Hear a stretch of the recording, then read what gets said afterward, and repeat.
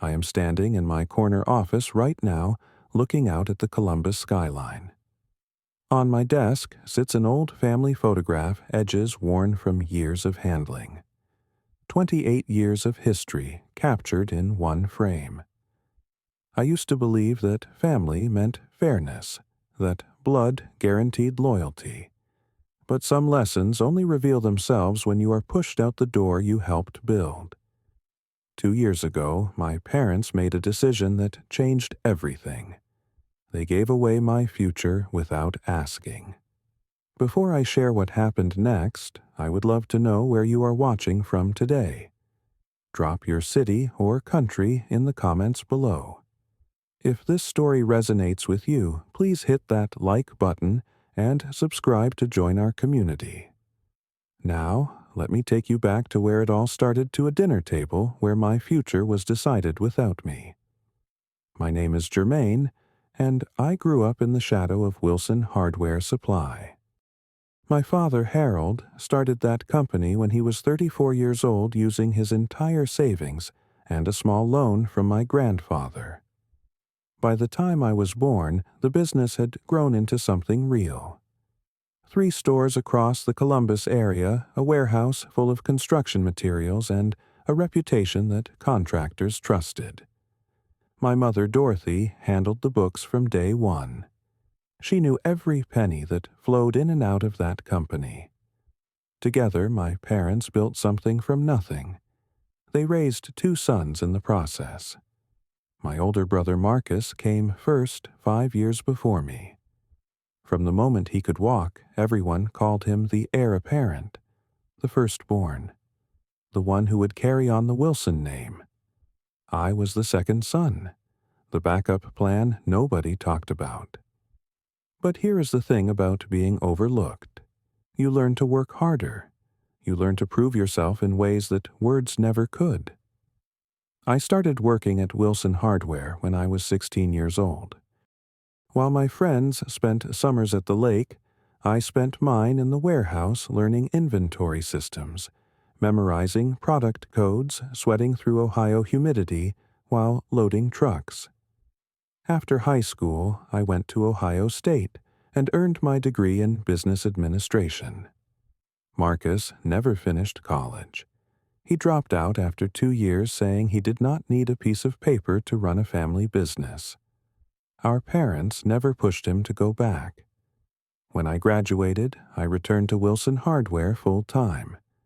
I had ideas, big ones. The company was still operating like it was 1995. No online presence, no modern inventory system, no outreach to commercial contractors. I saw opportunity everywhere I looked. Within my first year back, I built our company website from scratch. I taught myself coding on weekends, watching tutorial videos until 2 in the morning. By year 2, I had established relationships with 3 major construction firms in the region. I landed us a contract to supply materials for a 200-unit apartment complex. That single deal brought in $400,000 over 18 months. By year 3, our online sales had grown from $0 to $500,000 annually. I created systems. I built processes. I brought Wilson Hardware into the modern era. But whenever customers visited, my father would introduce Marcus first.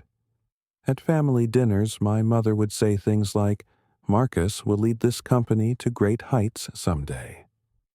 My contributions existed in spreadsheets and profit margins, but rarely in conversation. I told myself it did not matter. Results speak louder than recognition. I believed that eventually my work would be impossible to ignore. Then came the Friday that shattered that belief. My mother called me that morning, her voice unusually formal. She said we needed to have a family dinner at the house. Important matters to discuss, business matters. My heart raced with anticipation. Finally, I thought. Finally, they would acknowledge what I had built. Maybe they would announce a partnership between Marcus and me. Maybe they would give me the operations role I deserved.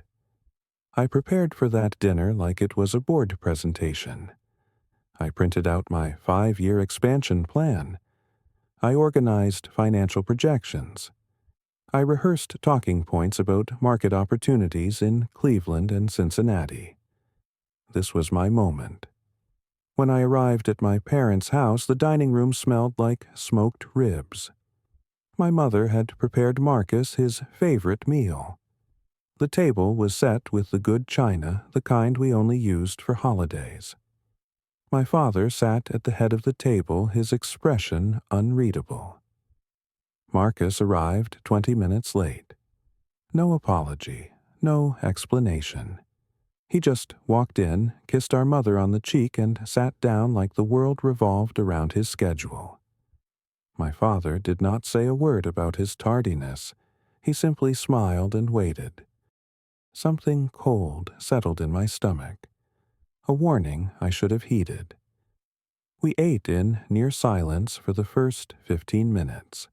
Small talk about weather, questions about my apartment, comments about the neighbor's new fence. The tension hung thick enough to taste.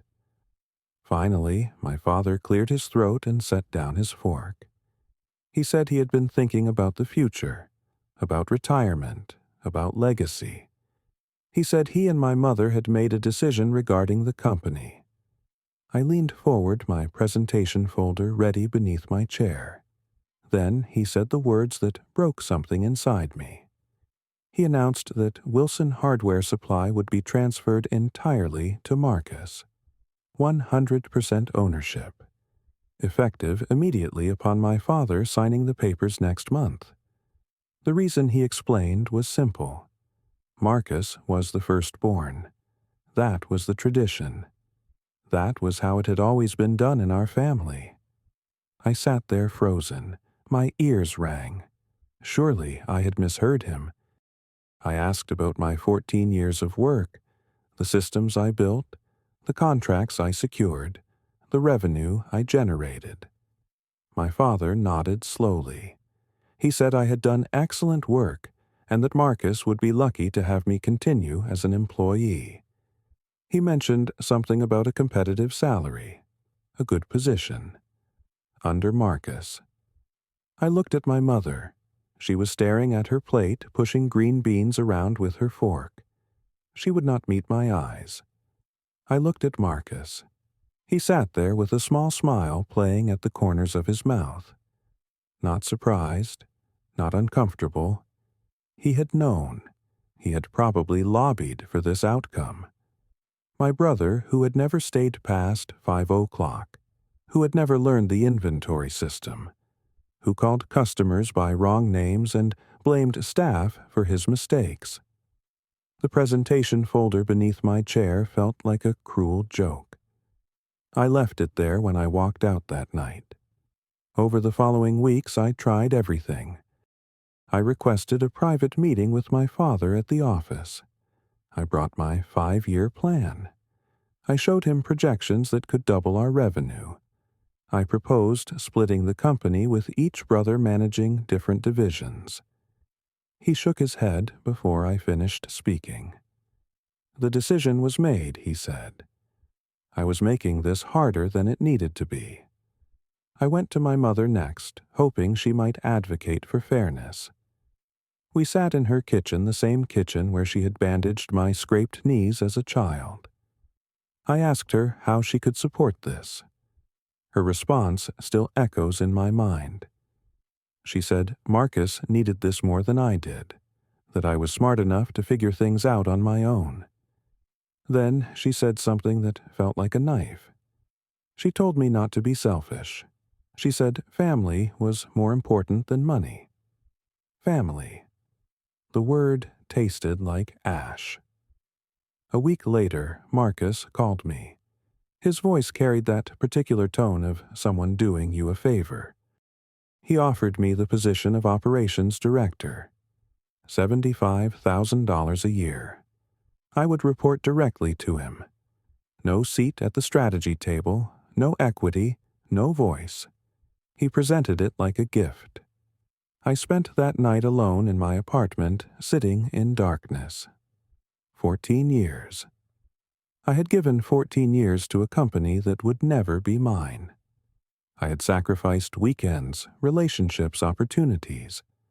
I had poured my creativity and energy into building something beautiful, and now I was expected to watch someone else take credit for all of it. By midnight, I had made my decision. I typed a 2-sentence resignation email.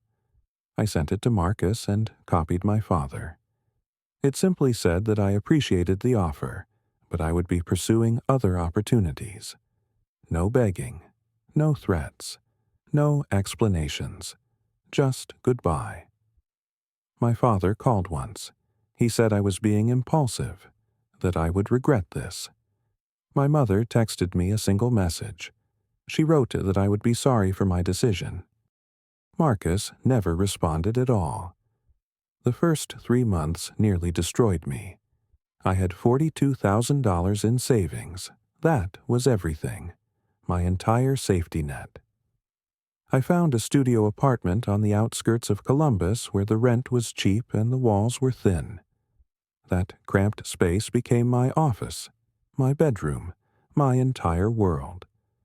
I filed paperwork for a new company, Premier Construction Supply LLC. The name felt ambitious for a one-man operation working off a folding table, but I refused to think small. If I was going to start over, I would build something worth building. Reality hit hard and fast. I had no warehouse, no inventory, no credit line. When I approached suppliers I had worked with for years, many of them turned me away. My company was too new, too risky, no track record. Worse still, I learned that Marcus had been talking. Word spread through the industry that I had left Wilson Hardware on bad terms. Some suppliers heard I was unreliable. One vendor told me directly that Marcus had called to warn them about doing business with me. My own brother was actively sabotaging my fresh start. I could have given up then. Some nights, lying awake at 3 a.m, I considered it. Maybe my mother was right. Maybe I had made a terrible mistake. Then came Robert Dawson. Robert ran a small contracting firm specializing in commercial renovations. We had worked together during my Wilson Hardware days, and I had always treated him with respect. Unlike the big clients Marcus preferred to schmooze, Robert was a smaller operation. Nobody important, according to my brother. But Robert remembered how I had stayed late to solve his supply emergencies.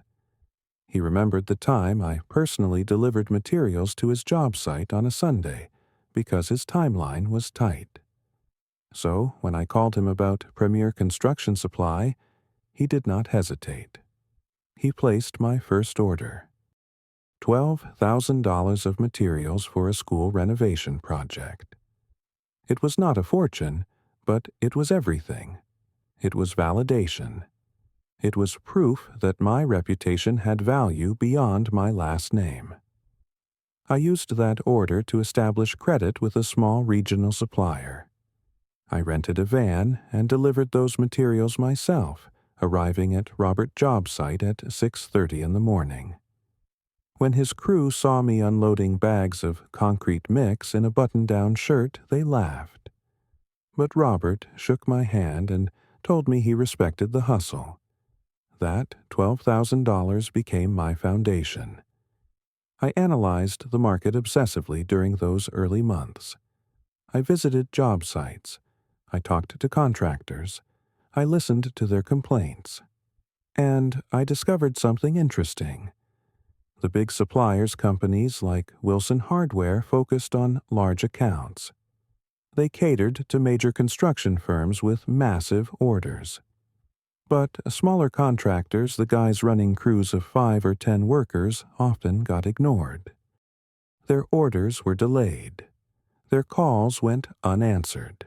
They were treated like afterthoughts. I decided to make them my priority. I promised 24-hour delivery on any order. free shipping for purchases over $500. I answered my phone at 7 in the morning and responded to emails at 11 at night. I learned every customer name. I remembered their project details. I treated them like they mattered because they did. For 6 months, I was the entire company. I took orders. I negotiated with suppliers. I loaded my rented van. I drove deliveries across the city. I came home exhausted every single night, smelling like sawdust and diesel fuel.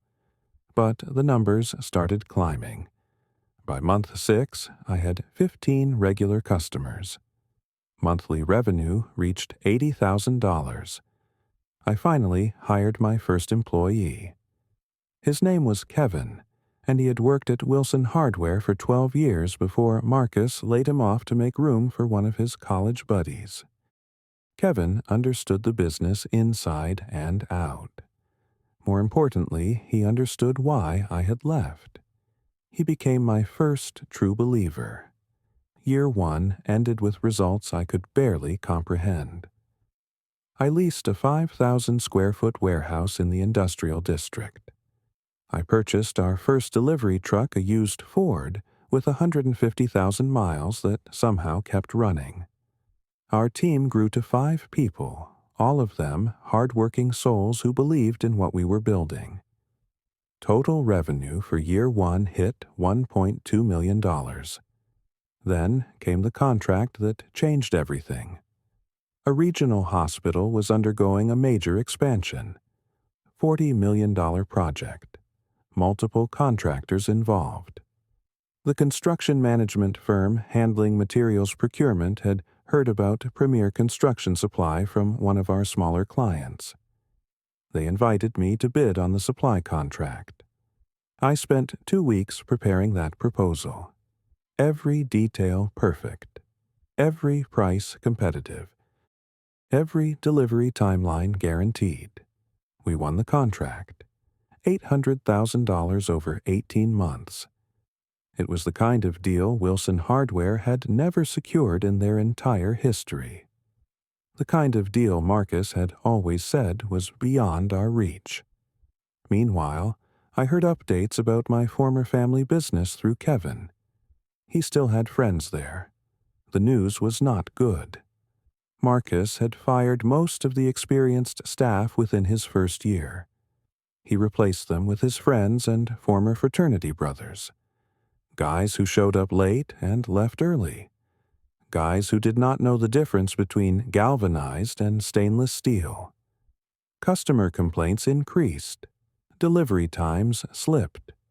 Wilson Hardware lost 2 major accounts that had been with them for over a decade. First-year revenue under Marcus dropped 20%. I wish I could say I felt satisfied hearing this, but honestly, I just felt sad. That company had been my father dream. Watching it crumble brought me no joy.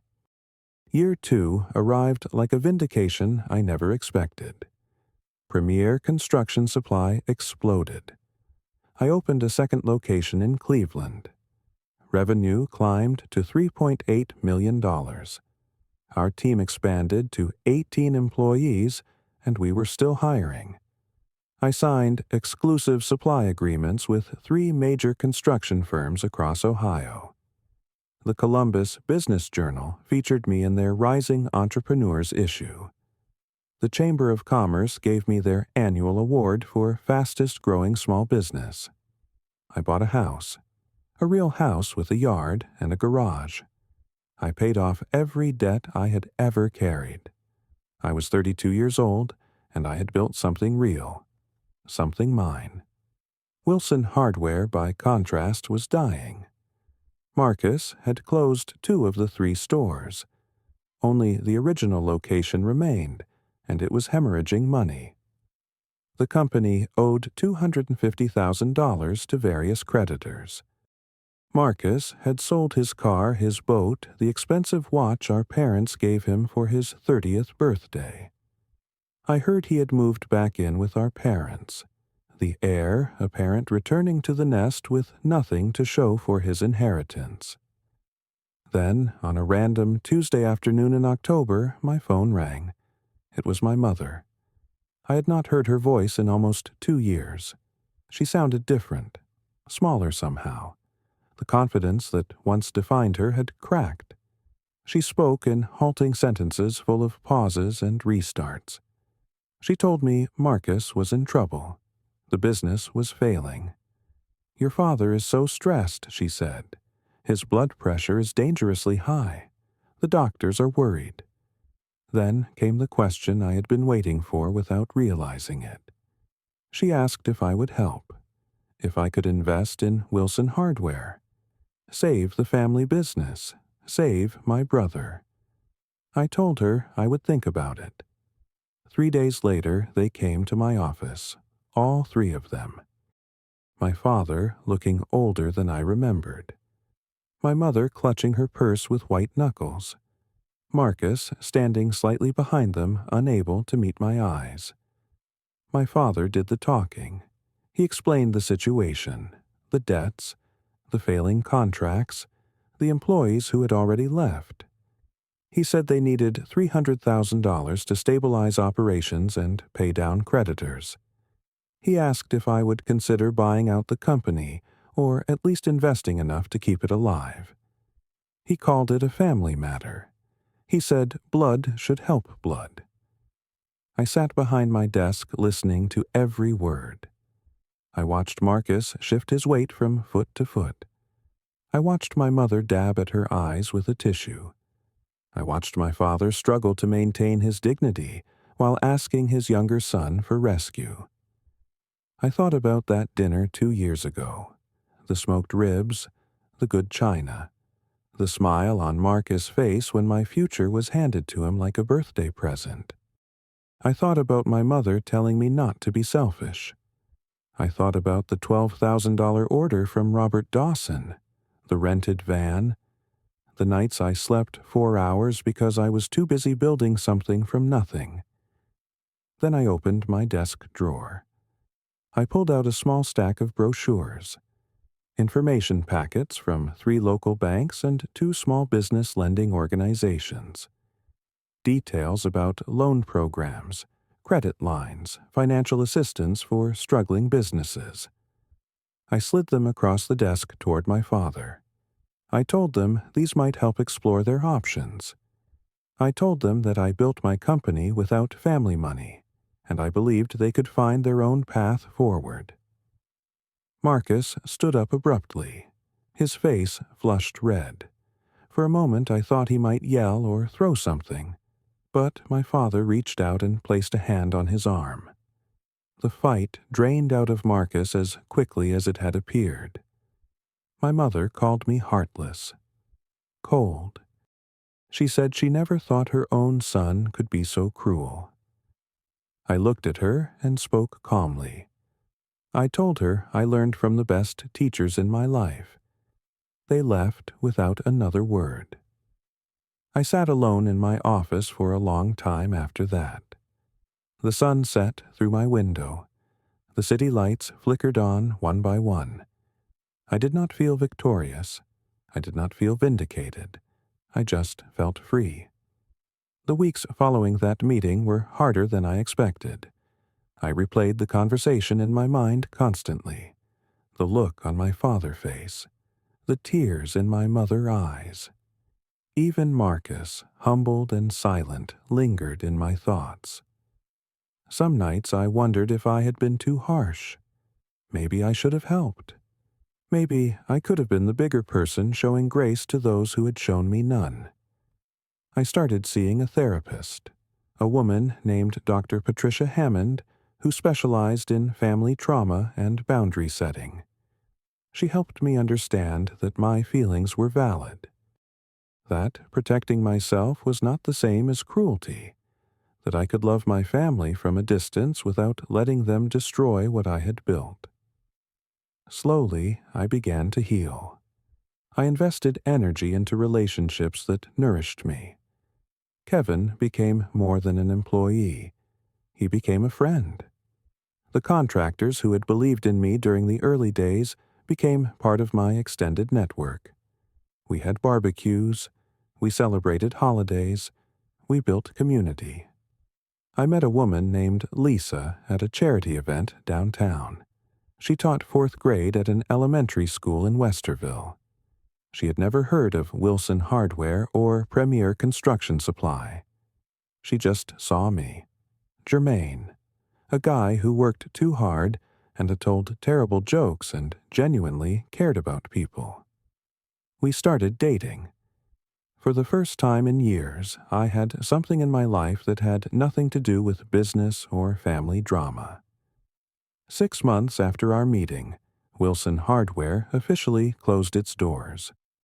The original store, the one my father had opened 28 years earlier, went dark. I drove past it once a few weeks later. The windows were covered with brown paper. A for lease sign hung crooked on the door. I learned that Marcus had found a job managing a building supply store in Dayton.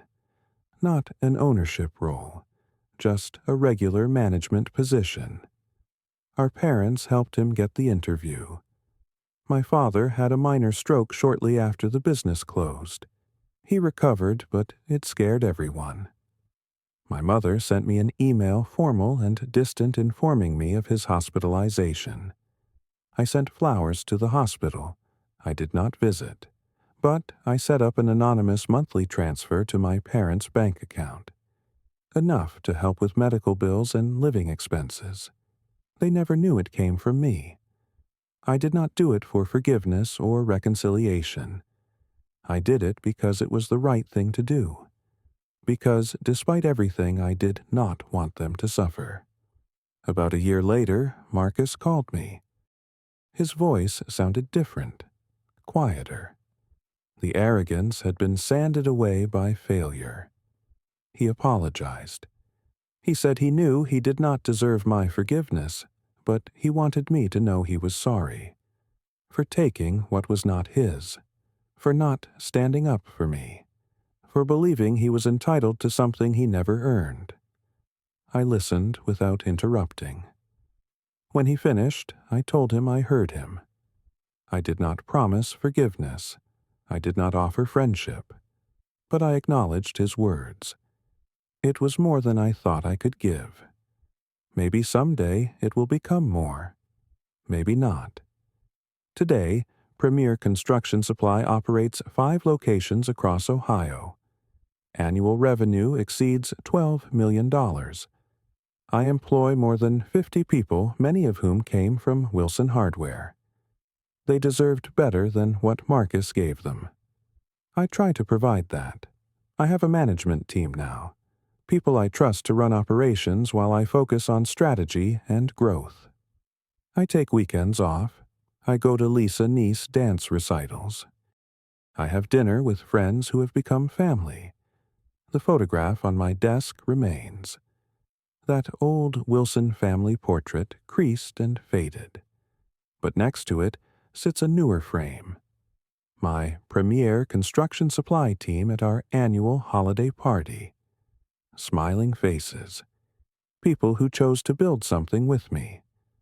Family is not always blood. Sometimes it is the people who stand beside you when no one else will. And sometimes building your own empire is the only way to find where you truly belong. I want to ask you something before we end today. Have you ever had to walk away from something you helped build? Have you ever had to choose between loyalty to family and loyalty to yourself? I would love to hear your story in the comments below. If this video touched you, please take a moment to hit that like button. It helps more people discover these stories. Subscribe to the channel if you want more content like this, and share this video with someone who might need to hear that. Starting over is not giving up. Thank you for spending this time with me today. I wish you the courage to build your own empire, whatever that looks like for you. And I hope you find family in the places you least expect. Until next time, take care of yourself.